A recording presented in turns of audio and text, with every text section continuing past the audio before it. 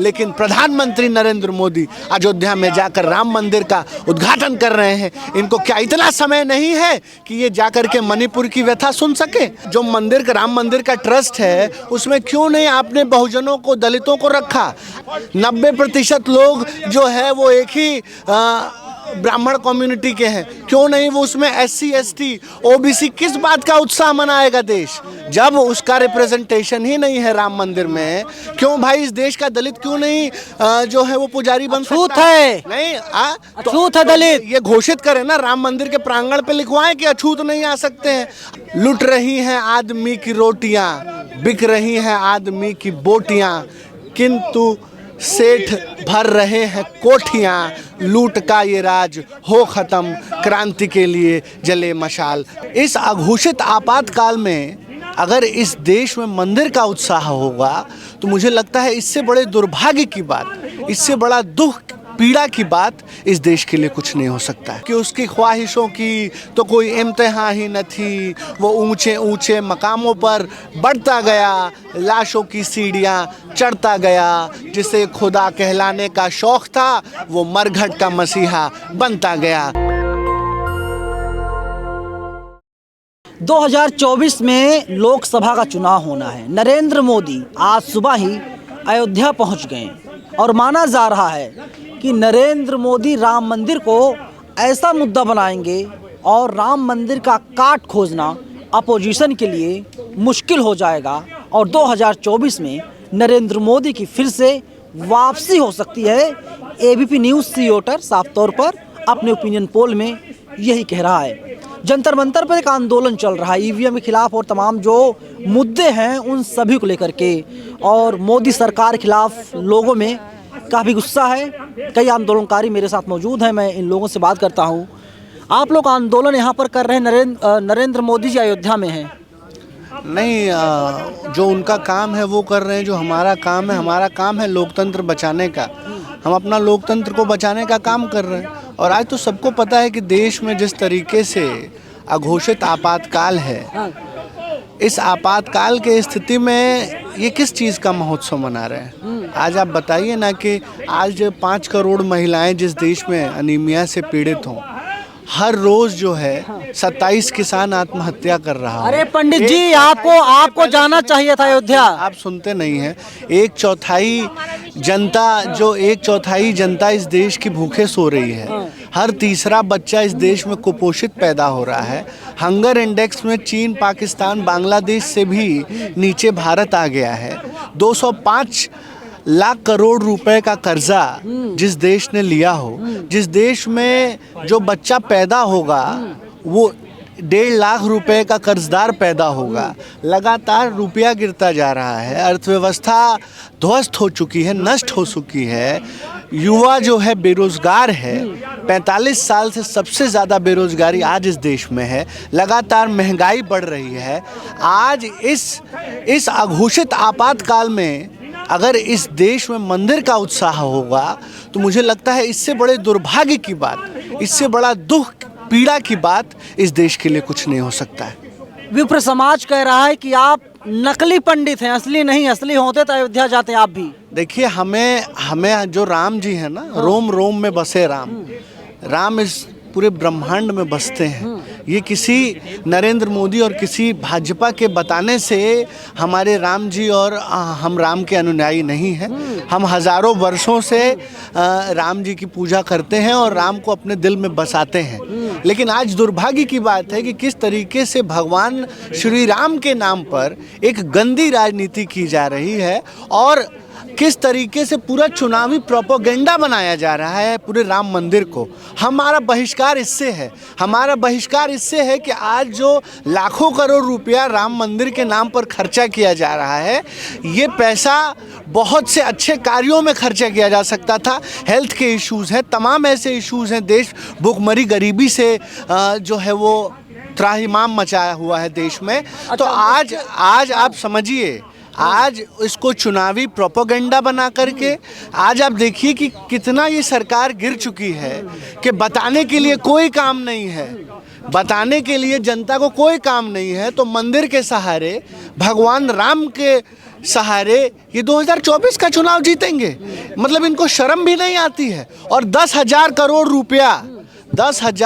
रुपया खर्चा किया जा रहा है 2 दिन में कि इस पूरे राम मंदिर को एक बहुत बड़ा इवेंट बनाया जाए, और 24 में किस तरीके से इसका राजनीतिक लाभ उठाया जा रहा है। क्या देश नहीं समझ रहा है? पूरा देश समझ रहा है। और ये राम मंदिर का जो इनॉग्रेशन कर रहे हैं, धर्म के अनुसार धार्मिक अनुष्ठान करने के लिए धर्म पत्नी का होना बहुत अनिवार्य होता है, किसी भी धार्मिक अनुष्ठान के लिए। आज आप बताइए, दादी जानती होंगी, हमारे बड़े बुजुर्ग बैठे हैं, जानते हैं कि कोई भी धार्मिक अनुष्ठान अगर आप करते हो, चाहे वो अश्वमेध यज्ञ से, सतचंडी यज्ञ से लेकर कोई भी यज्ञ हो, पूजन हो, उसमें धर्म पत्नी के होने का बहुत बड़ा मतलब होता है। और रामायण में भी जब प्रभु श्री राम जो है वो यज्ञ कर रहे थे समुद्र को मनाने के लिए कि वो रास्ता दे दे, तो वहाँ पर सीता जी तो नहीं थी, लेकिन सीता जी के मूर्ति बना करके और तब वो अनुष्ठान कराया जाए। तो आज ये तो हिंदू धर्म के खिलाफ के लोग हैं, ये तो हिंदू धर्म को मानने वाले भी नहीं हैं। आप बताइए, रामनवमी आने वाली है, क्या इतनी जल्दी है भाई? हम भी चलते राम मंदिर में, राम मंदिर के उद्घाटन में, लेकिन जिस दिन राम पैदा हुए, रामनवमी के दिन, उस दिन क्यों नहीं किया भाई इनॉग्रेशन? इसलिए नहीं किया क्योंकि आचार संहिता लग जाती, और आचार संहिता लग जाती तो कोई भी जो है इनॉग्रेशन नहीं हो पाता। तो आप समझिए, ये पूरा मंदिर से हमारा विरोध नहीं है, हमारा विरोध है मंदिर के राजनीतिकरण से। आज किस तरीके से ये सरकार अंधी हो चुकी है अपने राजनीति में। अभी आपने देखा, भाजपा ने एक पोस्टर जारी किया है जिसमें राम जी को छोटा दिखा दिया और नरेंद्र मोदी को बड़ा दिखा दिया। ये गाना गाते हैं कि हम राम को लाए हैं। अरे तुम्हारी औकात है कि तुम मर्यादा पुरुषोत्तम, इनके घमंड की सीमा देखिए कि नरेंद्र मोदी को बड़ा कर दिया और राम जी को छोटा कर दिया। तो आप ये समझिए कि पूरे देश में धर्म की अफीम सुंघाई जा रही है, और हजारों करोड़ रुपया इस राम मंदिर का इवेंट बना करके 2024 का जो है चुनाव का एक रास्ता बनाया जा रहा है। यही इसका एजेंडा है, और इस प्रोपेगेंडा के खिलाफ हैं हम किसी मंदिर और राम के खिलाफ नहीं हैं। मैं तो स्वयं ब्राह्मण हूँ, हम तो, हमारे लिए तो ये हर्षोल्लास की बात है। असली ब्राह्मण, नकली ब्राह्मण। देखिए, ये सारी बातें, ये हमें सर्टिफिकेट की ज़रूरत नहीं है। आज नागपुर से सर्टिफिकेट नहीं जारी होगा कि कौन राष्ट्रवादी है, कौन ब्राह्मण है, कौन यादव है, कौन दलित है। ये शर्म और दुर्भाग्य की बात है कि आज 21वीं सदी में किस तरीके से आज भी धर्म और जाति जो है प्रमुख है, और ये देश फिर से धर्म और जाति, मंदिर मस्जिद से अभी ऊपर नहीं उठा है। एक बात बताइए कि गूगल कह रहा है कि भगवान राम क्षत्रिय जाति के थे, और जो पुजारी बनाया गया जिसे, वो ब्राह्मण है। एक ब्राह्मण एक ठाकुर की पूजा कैसे करेगा? क्या संभव है? देखिए, ये सरकारों को, देश के राजनेताओं को शर्म से डूब मरना चाहिए कि आज भगवान की भी जाति बताते हैं, भगवान को भी जातियों में बांट रहे हैं, धर्मों में बांट रहे हैं। ये शर्म की बात है। इससे बड़ी पीड़ा और दुख देश के लिए कुछ हो नहीं सकता है। आज आप बताइए ना, राम जी ने कहाँ केवट के नाव पर चढ़े, सबरी के जूठे बेर खाए। सबरी भी आज अगर होती तो SC ST होती।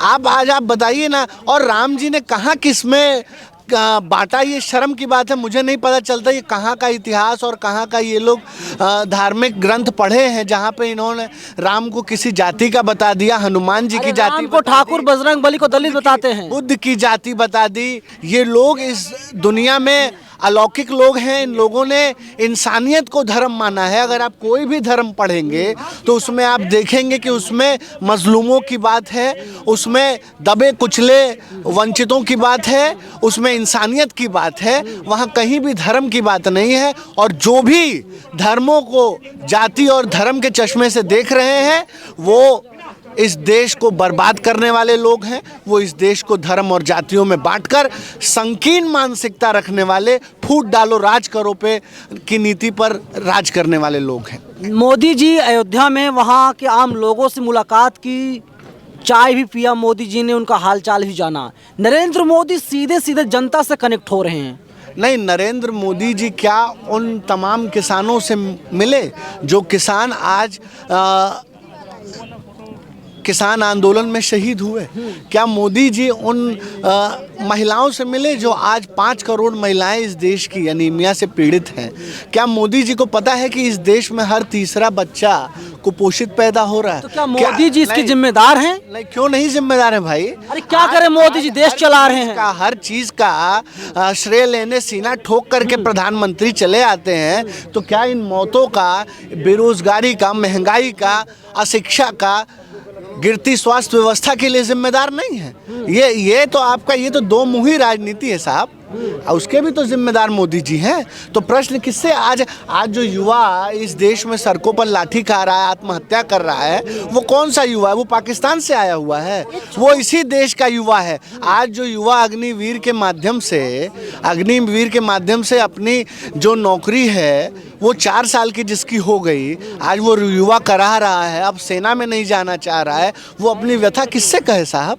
किससे कहे? सोचिए, नरेंद्र मोदी जी विश्व नेता बन गए हैं, अबू धाबी जा रहे हैं, 14 फरवरी को हिंदू मंदिर का उद्घाटन करेंगे। हाँ, और इस देश के मुसलमानों को कहते हैं कि कपड़े से पहचानो। अरे अबू धाबी में मंदिर का उद्घाटन करेंगे मोदी जी। आज देश के मुसलमानों के ऊपर इनके नेता तमाम गाली देते हैं। वही रमेश बिदुड़ी जो इन्हीं का सांसद है, वो और तमाम कैसे अनपार्लियामेंट्री लैंग्वेज और गाली देता है, उसको प्रधानमंत्री एक बार भी नहीं कहते कि आप इस देश के अल्पसंख्यकों को, मुसलमानों को अपशब्द क्यों कहते हो, और अबू धाबी में जाकर के चरण वंदना करते हैं बाहर के मुसलमानों की।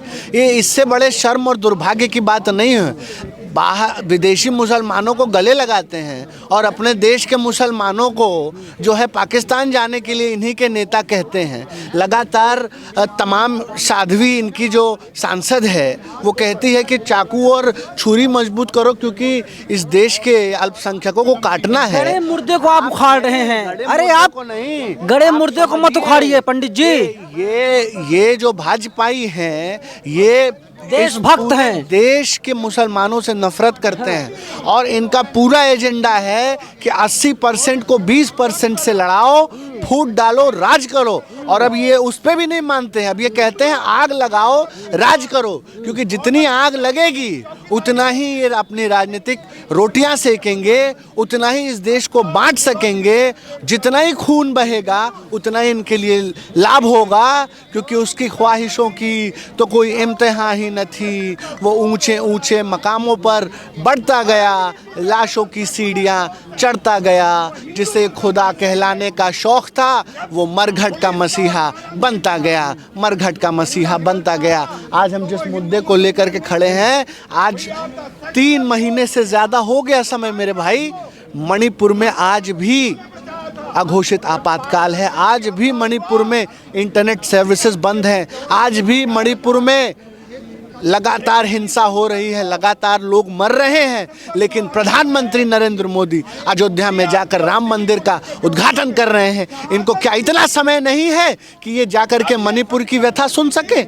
आज आप देखिए ना, मणिपुर में अभी 1 हफ्ते पहले 3 महीने से जो सैकड़ों लाशें रखी गई थी, अभी 1 हफ्ते पहले उसका अंतिम संस्कार किया गया है। साहब, वो लाशें सड़ गई हैं, उन लाशों में से कीड़े निकल रहे थे। और आज भी पूरे मणिपुर में हिंसा लगातार है, सड़कों पर लाशें सड़ रही हैं।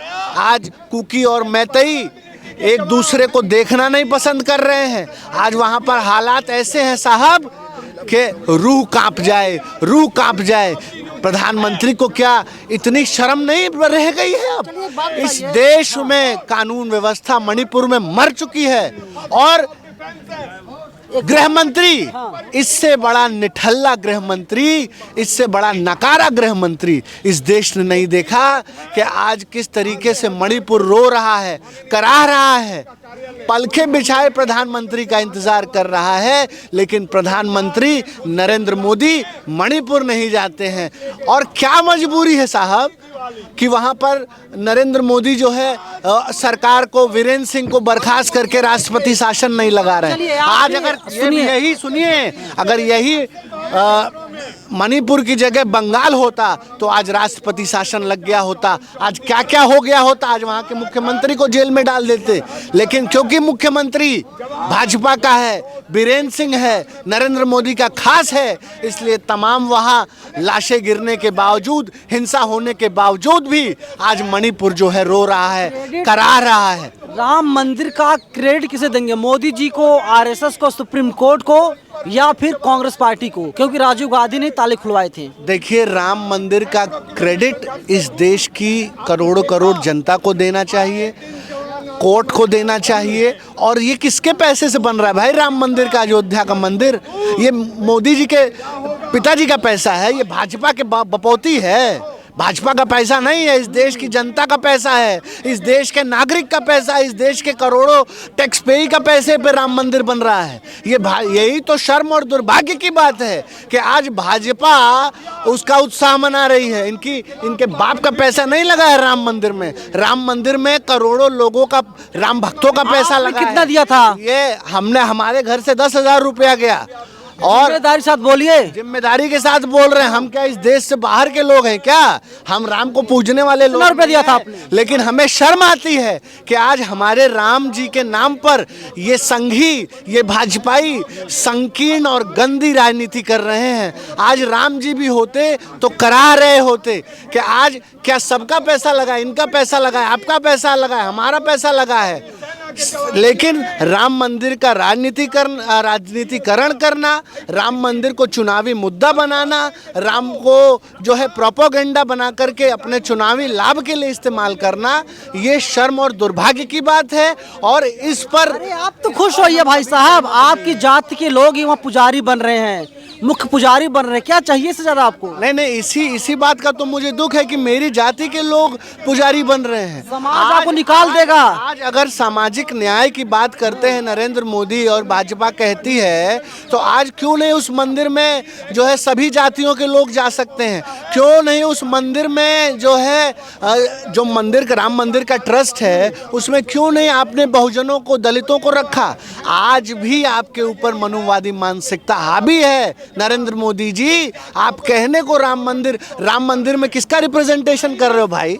90% लोग जो है वो एक ही ब्राह्मण कम्युनिटी के हैं। क्यों नहीं वो उसमें SC ST OBC, किस बात का उत्साह मनाएगा देश जब उसका रिप्रेजेंटेशन ही नहीं है राम मंदिर में?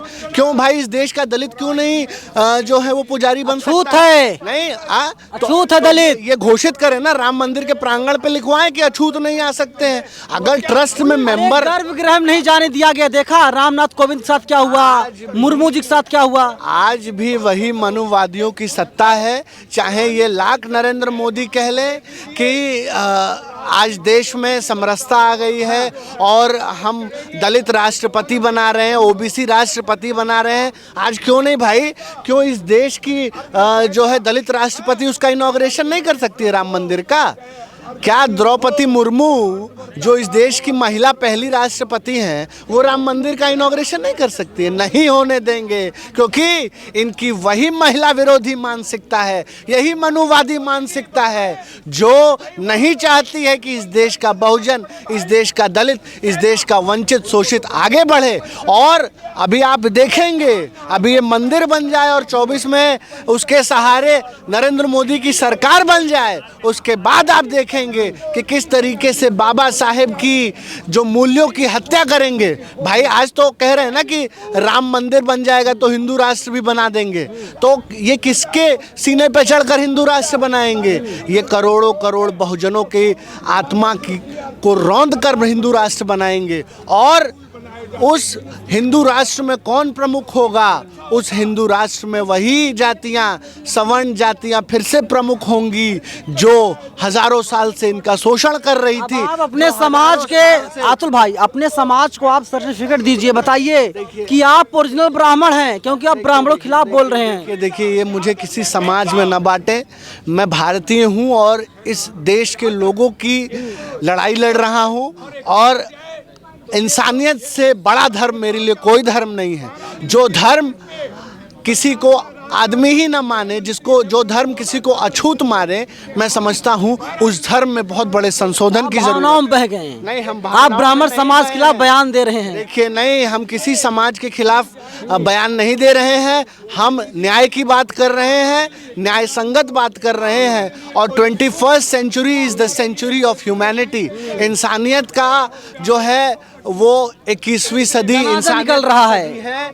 हम इस बात को लेकर के खड़े रहेंगे और विरोध करेंगे, क्योंकि फिर से इस देश को उसी बाबा आदम के ज़माने की सोच की तरफ ढकेला जा रहा है। फिर से इस देश को उन्हीं कुप्रथाओं की तरफ ढकेला जा रहा है जो आज से हज़ारों साल पहले थी। उसके तरफ इस देश का युवा अब देश को नहीं आने देगा, नहीं जाने देगा। और क्रांति के लिए लुट रही हैं आदमी की रोटियां, बिक रही हैं आदमी की बोटियां, किंतु सेठ भर रहे हैं कोठियां।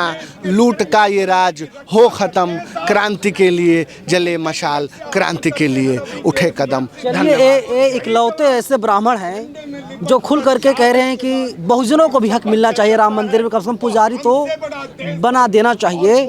दलित समाज का हो, आदिवासी समाज का हो, पता नहीं जो ब्राह्मण समाज हैं इनकी बातों को कैसे लेगा, इन्हें समाज से निकालेगा या इनके खिलाफ कोई बड़ी प्लानिंग करेगा। फिलहाल पूरी बातचीत पर अपनी राय आप हमें कमेंट बॉक्स में जरूर बताइएगा। कैमरा पर्सन बॉबी के साथ मैं नवीन कुमार नंदन, नेशनल दस्तक, जंतर मंतर, दिल्ली। नेशनल दस्तक की आपसे गुजारिश है कि अगर इसको बचाना चाहते हैं तो नेशनल दस्तक को सब्सक्राइब करने के लिए रेड कलर के सब्सक्राइब बटन को दबाएं, फिर बेल आइकन की घंटी दबाएं। नेशनल दस्तक को बचाने के लिए बहुत जरूरी है कि हर खबर को शेयर करें, लाइक करें, कमेंट जरूर करें।